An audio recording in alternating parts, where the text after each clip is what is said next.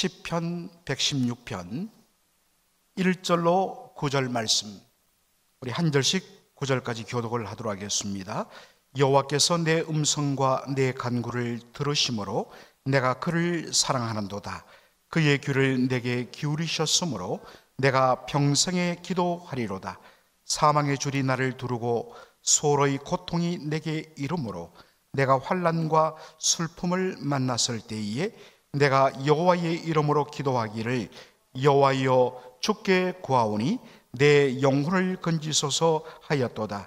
여호와는 은혜로우시며 의로우시며 우리 하나님은 긍휼이 많으시도다. 여호와께서는 순진한 자를 지키시나니 내가 어려울 때에 나를 구원하셨도다. 내 영혼아 내 평안함으로 돌아갈지어다. 여호와께서 너를 후대하심이로다. 주께서 내 영혼을 사망에서, 내 눈을 눈물에서, 내 발을 넘어짐에서 건지셨나이다. 다 같이요. 내가 생명이 있는 땅에서 여호와 앞에 행하리로다. 아멘. 오늘 저는 시편 116편 전반부 말씀을 가지고 여호와의 이름으로 기도하라 라는 제목으로 말씀을 전하고자 합니다. 여러분, 우리가 항상 어떤 책을 보든지 간에 우리가 그 본문을 잘 알기 위해서는 항상 이게 어떠한 배경에서, 어떠한 형편과 처지에서 쓰여졌는가 라는 것을 먼저 주목할 필요가 있습니다. 그렇지 않으면 결국에는 말씀을 항상 나의 시각과 내가 현재 생각하는 그 곳에서 출발하여 들어가면 말씀이 어긋납니다. 항상 말씀이 어떠한 배경으로, 어떠한 의도로, 무슨 목적을 가지고 기록되었고 주셨는가, 항상 여기에 말씀에 읽는 초점을 맞춰야 됩니다. 시편 116편은 어떠한 배경 속에서 기록된 것일까? 자, 그 단서를 우리가 오늘 본문에서 찾을 수가 있습니다. 반복되는 단어. 반복되었다는 것은 그것을 그만큼 더 드러내고 강조한다는 뜻이 있는 거죠. 자, 우리 3절 한번 보도록 하겠습니다. 3절 보시면 시작. 사망의 줄이 나를 두르고 소울의 고통이 내게 이르므로 라고 되어 있습니다. 사망의 줄이 나를 두르었다. 소울의 고통이 내게 이르렀다. 자, 여러분, 소울, 이 소울이라는 히브리어 단어를 그대로 썼는데요, 우리가 이전에 쓰던 개역 한글판 성경에는 이 소울이라는 단어가 나오는 그때마다 뭐로 번역했느냐? 음부라고 그렇게 번역을 했습니다. 어두운 곳, 음부, 음지 음자, 어둘 곳자, 어두울 곳, 음부. 이 소울이란 히브리어 단어를 이제 개역 개정판에는 그대로 히브리어 단어로 쓰는데 왜 그러느냐? 보통 우리가 음부하면 우리 머릿속에는 바로 지옥을 떠올리는 그러한 연결이 되기 때문입니다. 그런데 이 소울이라는 히브리어 단어에는 세 가지 의미가 들어 있습니다. 첫째는 죽음입니다. 여러분, 사람이 죽으면 그 다음에 어디에 보내줍니까? 무덤에 들어갔죠. 그래서 소울이란 것을 영어 성경에서는 grave, 무덤이라고 그렇게 번역을 하기도 합니다. 그리고 세 번째, 하나님의 바로 최종적인 심판의 장소로서 바로 지옥을 뜻하는 이 세 가지 의미가 소울이라는 단어에 들어 있습니다. 그러면 이 세 가지 의미를 어떻게 찾을 수 있을까요? 간단합니다. 그 단어가 놓은 앞뒤 문맥을 읽어보면 이거는 죽음을 뜻하는구나. 이것은 사람이 죽으면 그 다음에 묻히는 무덤을 뜻하는구나. 보통 이 죽음과 무덤은 연결되는 단어입니다. 그리고 최종적으로 악인의 심판과 형벌의 장소인 지옥이란 뜻, 그렇게 우리는 찾을 수가 있습니다. 그러면 이 시편 116편에서는 어떤 뜻일까? 자, 여러분들, 시편은 대꾸로 되어 있다고 했습니다. 자, 보시면 사망의 줄이 나를 두르고 서로의 고통이 내게 이르렀다, 닥쳤다. 사망의 줄 그리고 서울의 고통, 이게 대꾸입니다. 그러면 이때 서울은 어떤 의미로 쓰이겠습니까? 바로 사망, 죽음을 뜻하는 것입니다. 시인은 사망의 줄이 나를 둘렀다라고 이야기합니다. 마치 도망치는 소나 양을 향하여서 목동이 달려가서 그렇게 올가미를 던져서 딱 낚아채고 넘어뜨린 후에 양 발을 꽁꽁 밧줄로 묶어서 꼼짝달싹할 수 없게 만드는 것, 바로 그 이미지를 가지고 사망의 줄이라는 단어를 씁니다. 완전히 사망에 지금 잡혔다, 죽기 직전이다. 그래서 이제는 죽음, 그리고 사람이 죽으면 묻히는, 바로 무덤에 들어가기 직전에 내가 놓여 있다라는 그런 의미가 되겠습니다. 이것이 시편 저자의 현재 상황을 알려줍니다. 그리고 8절 보시면 주께서 내 영혼을 사망에서 내 눈을 눈물에서 내 발을 넘어짐에서 건지셨나이다. 지금 시인은 바로 사망, 죽음의 자리에 서 있었는데 하나님께서 자신을 건져주셨다고 그는 감사의 고백을 하고 있습니다. 그리고 15절 보면 그는 이렇게 이야기합니다. 경건한 자의 죽음은 여호와께서 보시기에 귀중한 것이로다. 자, 이때도 죽음이라는 단어가 한 번 나옵니다. 3번 연속으로 사망, 죽음, 영어로 death라는 단어를 씁니다. 그래서 우리는 이 시인의 형편을 이렇게 추측할 수 있습니다. 지금 죽을 병에 걸려서 살 소망이 완전히 사라진 형편에 놓여 있는 상황에서 하나님 앞에 기도했다. 마치 이제 네가 죽으리라 라는 이야기를 듣고서 하나님 앞에 눈물로 부러지었던 히스기야의 그 모습, 그것을 여러분 연상하면 좋겠습니다. 이런 형편에서 시인이 한 것이 뭐냐? 바로 기도였습니다. 4절 보니까 4절 다 같이 읽겠습니다. 내가 여호와의 이름으로 기도하기를 여호와여 주께 구하오니 내 영혼을 건지소서 하였도다. 여호와 하나님, 내 영혼을 건져 주옵소서. 그가 간절하게 하나님 앞에 부르짖는데 어떻게 기도했다고요? 여호와의 이름으로 기도하였다라고 이야기하고 있습니다. 여호와의 이름으로 기도했다. 여러분, 무슨 뜻일까요? 여호와의 이름, 하나님의 이름은 여호와이십니다. 그런 하나님의 이름을 부르면서 기도했다는 뜻일까요? 물론 기도할 때 하나님, 여호와 하나님, 주님, 우리는 하나님을 부르며 기도하죠. 그런데 여기 내가 여호와의 이름으로 기도했다 했을 때 단순히 하나님 이름 부르며 기도했다, 그런 의미를 뛰어넘습니다. 왜냐하면 하나님의 이름에는, 여호와란 하나님의 이름에는 하나님이 어떤 분이시며 그분의 성품이 어떠하심을 그대로 담고 있기 때문입니다. 그러한 의미에서 여호와의 이름이라는 표현을 쓰는 것입니다. 여호와 하나님이 어떠한 하나님인지를 붙잡고 기도했다는 뜻입니다. 자, 그렇다면 여호와의 이름에는 어떠한 의미가 들어있을까? 그것을 어떻게 알 수 있느냐? 바로 5절 말씀을 통하여 우리는 알 수 있습니다. 시작. 여호와는 은혜로우시며 의로우시며 우리 하나님은 긍휼이 많으시도다. 아멘이지요? 바로 여호와 하나님은 어떤 분이신가? 우리 여호와 하나님은 은혜로우신 하나님이다. 보통 우리는 은혜하면 그레이스, 이것을 연결시키죠. 그런데 히브리적인 의미로서는 헤세드입니다. 이 헤세드란 말은 우리를 향하신 하나님의 사랑과 하나님의 은혜 베푸심의 바로 근거가 우리에게 있지 않다는 뜻입니다. 우리가 하나님을 잘 섬기고 하나님 앞에 충성 헌신했기 때문에 하나님께서 은혜를 베푸시는 것이 아닙니다. 헤세드의 의미는 하나님의 은혜 베푸심의 그 전적인 근거가 하나님 그분의 사랑에 있다라는 뜻입니다.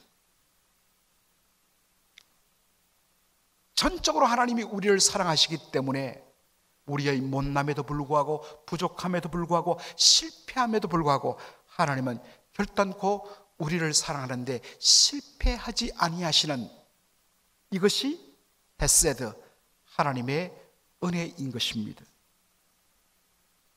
그 다음에 하나님은 어떤 분이십니까? 여호와는 은혜로우시며 그 다음에 의로우시며. 여러분, 보통 우리가 하나님은 의로우시다 할 때에 우리는 하나님은 그분의 의에 근거해서 불의를 미워하시고 죄에 대하여 심판하시는 그러한 하나님의 공의, 저스티스를 우리는 떠올리기 쉽습니다. 그런데 하나님은 의로우시다 라고 했을 때는 무슨 의미가 들어있느냐 하면 하나님은 의리의 하나님이다. 하나님은 의롭다 할 때 여러분 딱 우리의 이미지 속에 의리를 연결하면 됩니다. 하나님은 의리의 하나님이시다. 하나님은 변덕스럽지 않다. 그분은 당신이 약속한 것은 반드시 지킨다. 여러분, 우리는 어떻습니까? 어떤 면에서 모든 것이 상대적입니다. 조건적입니다. 그래서 내가 이렇게 하려고 했다도 안 한다. 왜 안 하느냐? 네가 안 하기 때문에. 우리는 항상 조건적으로 그렇게 들어갑니다. 그러나 하나님은 의리 하나님이십니다. 우리가 하나님과 맹세하고 약속한 것을 지키지 않을지라도 하나님께서 우리에게 언약하신 것을 반드시 지키시는 하나님이란 사실입니다. 하나님 그분의 언약에 절대 신실하시며 변하지 않으시며 그 언약을 지키시는 신실하신 하나님, 이게 바로 하나님은 의로우시다라는 뜻입니다. 마지막으로 여호와는 긍휼이 많으시도다. 여러분, 이 긍휼이란 히브리어 단어는 바로 엄마의 몸속에 들어있는 자궁을 뜻합니다. 히브리어로 자궁이란 말입니다. 여러분, 자궁, 아기 집이란 뜻이죠. 그 속에 이 태아를 집어넣고 그 태아가 건강한 생명으로 태어나도록 철두철미하게 지키고 보존하고 바로 그렇게 키우는 집이 뭡니까? 자궁입니다. 자기 자식을 위해서라면 내 목숨까지도 내어놓을 수 있는 것이 엄마의 사랑입니다. 바로 그러한 엄마의 사랑을 그대로 담은 단어가 뭐냐? 긍휼이라는 단어입니다. 하나님은 우리를 긍휼히 여기십니다. 불쌍히 여기십니다. 그리고 우리를 온전히 지키시는 사랑의 하나님이십니다. 바로 그러한 하나님의 바로 헤세드 은혜와 하나님의 의리와 하나님의 긍휼, 그러한 하나님의 성품을 가지고서 하나님 앞에 기도합니다. 사랑하는 성도 여러분, 여러분이 기도할 때에 하나님이 어떤 분이신가를 고백하며 기도할 때 그 기도는 힘이 있습니다. 그 기도는 정말 능력이 있습니다. 사랑하는 성도 여러분, 우리의 기도하라면 성도들 한 5분도 못하고 그냥 나가 떨어지는 분들이 많으세요. 여러분 기도가 나는 왜 기도가 이렇게 짧을까? 왜 내 기도를 뭐 한 20-30분 하는데 왜 이렇게 기도가 겉돌까? 기도가 깊이 들어가지 않을까? 여러분, 왜 그렇다고 생각하십니까? 그것은 바로 하나님을 여러분이 깊이 알지 못하기 때문입니다. 우리 하나님이 어떤 분이신가를 제대로 알고 그 하나님의 은혜와 의로우심과 긍휼이 많으심을 깊이 묵상하며 하나님이 그러한 분이신가를 확신할 때 우리의 기도는 깊어지고 우리의 기도는 당대해질 수가 있는 것입니다. 여러분, 기도를 제대로 하려면요, 하나님이 어떤 분이신가에 대하여 말씀을 붙들고 깊이 묵상하는 훈련이 되어야 됩니다. 하나님을 바로 아는 지식이 없이는 그 하나님이 어떤 분이심을 깊은 묵상을 통하여 만나지 않으면 절대로 우리의 기도는 깊이 들어갈 수가 없어요. 그런데 그 하나님을 바로 알고 그 하나님이 어떤 분이신가가 내 속에 충만하면요, 여러분, 밑에 친구가 있어도 안 갑니다. 기도가 고프고 내 영혼에 하나님을 향한 그 사랑과 갈급함이 깊어서 여러분 시간 가는 줄 모르고 기도합니다. 하나님을 깊이 묵상하시고 그 하나님을 바로 알 때에 우리는 진정 여호와의 이름으로 하나님 앞에 나갈 수가 있는 것입니다. 저는 우리 교회에 정말 성도들의 기도가 깊어지고 그런 의미에서 성도들의 기도가 길어지는 은혜가 있기를 주의 이름으로 축원합니다. 여호와의 이름으로 기도했을 때 어떤 반응이 일어나느냐? 자, 우리 1절, 2절 다 함께 읽겠습니다. 여호와께서 내 음성과 내 간구를 들으심으로 내가 그를 사랑하는도다. 그의 귀를 내게 기울이셨으므로 내가 평생에 기도하리로다. 아멘. 하나님께서는 시인의 음성과 간구를 들으셨다 했습니다.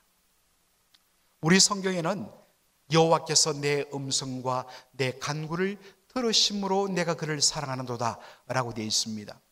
그런데 대부분의 영어 성경을 보면 내 음성과 내 간구를 바로 그 다음에 한 표현이 더 나옵니다. He heard my cry for mercy. 그분의 자비하심 때문에, 그분의 자비하심에 근거하여 하나님 그분께서 나의 부르짖음을 들으셨다라는 것입니다. 여러분, 기도할 때 저는 부르짖어 기도하기를 강조하고 있습니다.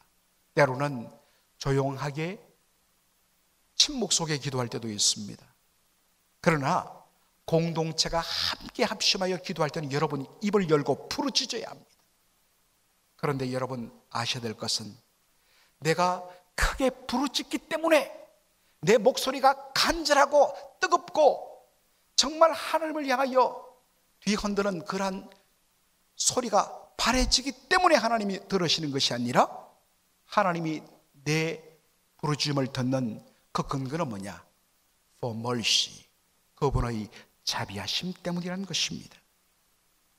하나님의 응답의 근거가 바로 하나님의 자비하심에 있다는 것을 시인은 다시 한 번 더 고백하면서 이 시를 시작합니다. 특별히 여러분들 하나님께서 기도에 응답하시는 부분을 2절은 너무나도 생생하게 그림언어로 표현하고 있습니다. 2절에 그의 귀를 내게 기울이셨다라고 이야기하고 있습니다.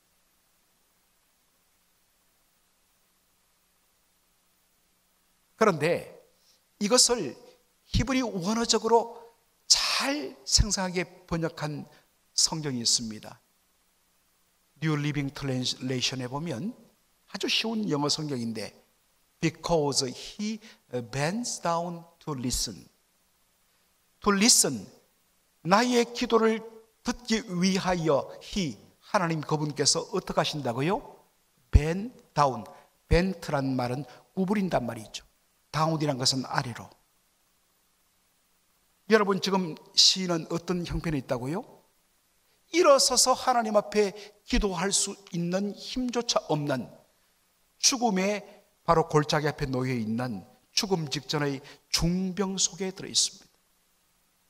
그러므로 그의 기도의 자리는 어디겠습니까? 그의 침상 위입니다. 일어설 수도 없습니다. 무릎을 꿇고 하나님 앞에 두 손 모으고, 그것은 그에게는 주어지는 형편이 아닙니다. 지금 죽어가니까 목소리가 제대로 나겠습니까? 그렇지 않습니다.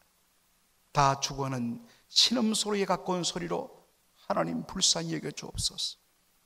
그런데 하나님이 우리의 기도를 들으시기 위하여, 이 시인의 기도를 들으기 위하여 시인은 어떻게 고백하느냐? 그분께서 친히 몸을 구부리시고, 우리로 말하면 무릎을 꿇고 우리의 귀에 가까이 귀를 대시면서 그 소리를 들으셨다라는 것입니다. 하나님, 야, 너 좀 힘있게 기도해야지, 목소리가 그거밖에 안 나오냐? 그렇지 않습니다. 힘없이 웅얼거리는 이 중병 걸린 시인의 기도를 듣기 위하여 하나님은 친히 그분의 몸을 구부리시며 신음과 같은 소리를 듣기 위하여 그분의 귀를 우리의 입술 위에 대시며 들으시는 하나님이란 뜻입니다. 와, 여러분 얼마나 놀랍습니까? 하나님을 만나기 위하여 내가 준비할 것은 없습니다.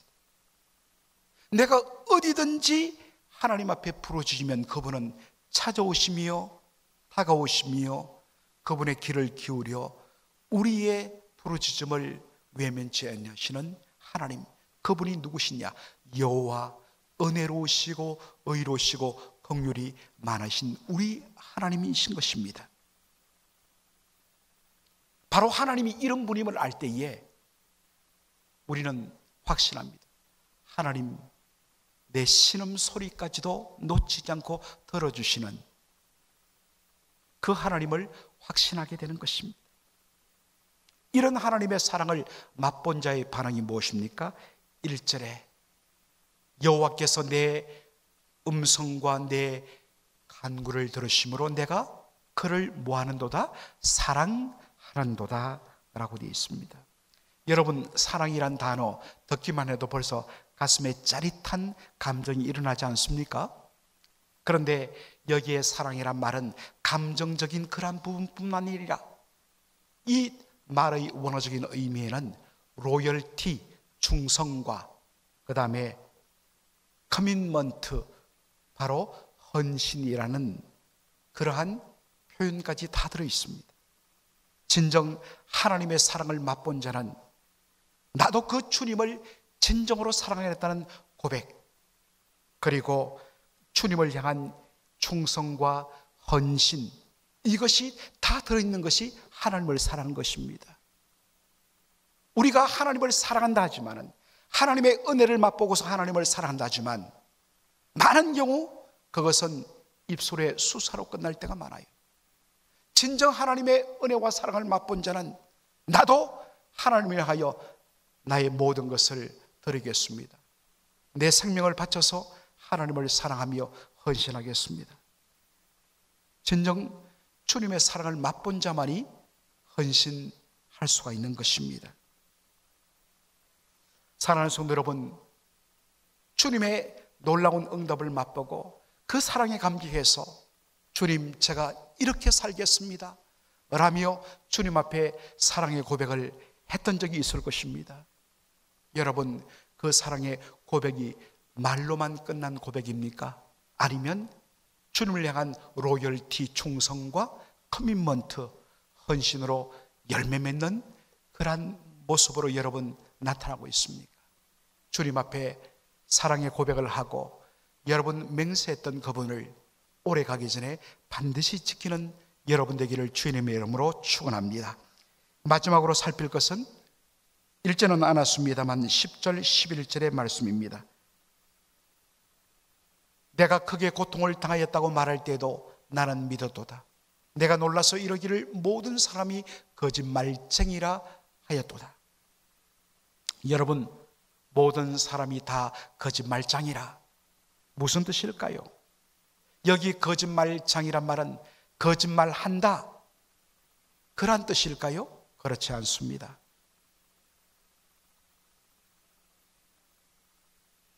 이 말씀의 의미는 사람은 온전히 신뢰할 수 없는 대상이라 라는 의미입니다. 우리가 오직 사랑하고 믿고 의지하고 신뢰할 수 있는 분은 하나님 한 분밖에 없다는 뜻입니다. 어떤 형편과 처지에서 여러분 정말 내 친구가 심지어는 내 사랑하는 가족이 함께 하겠다고 이야기하지만 어떤 면에서는 더 이상 감당할 수 없는 상황이 되었을 때 우리 인간은 돌아서게 되어 있습니다. 목회를 하면서 참 그런 것들을 많이 봤습니다. 참 그런 눈물을 많이 흘렸어요. 그래서 사람을 절대로 믿지 않겠다. 다만 사랑하겠다 하지만 정말 함께 동역하며 헌신하는 사람들을 볼 때마다 또 마음이 가요. 그러다가 또 인해 실망합니다. 그래서 다시 한 번 더 확인하죠. 아하, 사람은 사랑의 대상이지 신뢰의 대상은 아니다. 여러분, 이 원칙을 여러분도 꼭 기억하시기 바랍니다. 끝까지 사랑해 주십시오. 그러나 사람을 신뢰하지는 마십시오. 사람은 믿을 대상이 아닙니다. 다만 긍휼히 여기시고 사랑해주고 그리고 용서할 대상입니다. 오직 우리가 유일하게 믿을 수 있는, 절대로 거짓이 없인, 절대로 온전하게 그 약속대로 이루시는, 우리가 믿고 의지할 분은 누구밖에 없습니까? 오직 여호와 하나님밖에 없는 줄로 믿습니다. 하나님 한 분을 온전히 신뢰하고 오늘도 세상이 믿었던 사람이 그렇게 달리 모습을 보일 때에 바로 그 순간에 거기에 묶이면 여러분은 망합니다. 그 순간에 오직 우리가 믿고 의지할 분은 하나님 한 분밖에 없다고, 진정한 우리의 신뢰 대상을 하나님 한 분에 초점을 맞추고 하나님을 붙들 때 우리는 사람으로 인한 실망과 낙심을 벗어나고 오히려 그 하나님으로 말미암아 놀라운 위로와 소망을 얻게 될 줄로 믿습니다. 하나님 한 분만 믿고 의지하는 저와 여러분 되기를 주의 이름으로 축원합니다. 아멘.